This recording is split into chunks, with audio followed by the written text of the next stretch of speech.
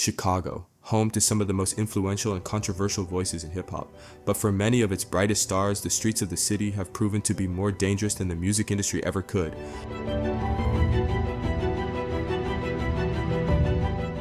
Chicago's drill scene is known for its raw energy, with artists like Chief Keef, Lil Durk, and King Von gaining worldwide fame. But behind the music, there's a dark reality, one that has led to the tragic deaths or incarcerations of many promising talents. Chief Keef is often credited with bringing Chicago's drill scene to the mainstream, but while his success skyrocketed, the violence and pressures of his environment never seemed far behind. Though he's managed to stay out of prison, Chief Keef's early years were marred by run-ins with the law, which made him move out of Chicago over 12 years ago and never look back. Chief Keef was extremely smart to move out of the toxic environment, but sadly that hasn't been the case with other artists. King Von, another star born from Chicago's drill scene, made waves with his storytelling and raw lyrics, but on November 6, 2020, Von's life was tragically cut short after a shooting outside an Atlanta nightclub. Atlanta police say Timothy Leaks shot Chicago rapper King Von to death at the Monaco Hookah Lounge on Trinity Avenue Friday morning. King Von's death was a painful reminder of how the violence that fuels many of these artists' stories often bleeds into their real lives, leaving their careers and futures uncertain.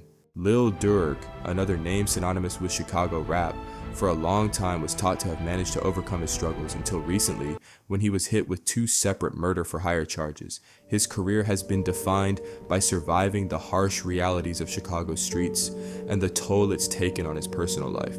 Durk's close friends, family, and even his brother D-Thing have been lost to violence. Now at 6, the brother of local rapper Lil Durk is dead after shooting at a club in Harvey this weekend. A police officer also injured. The weight of Chicago's streets is something he knows all too well.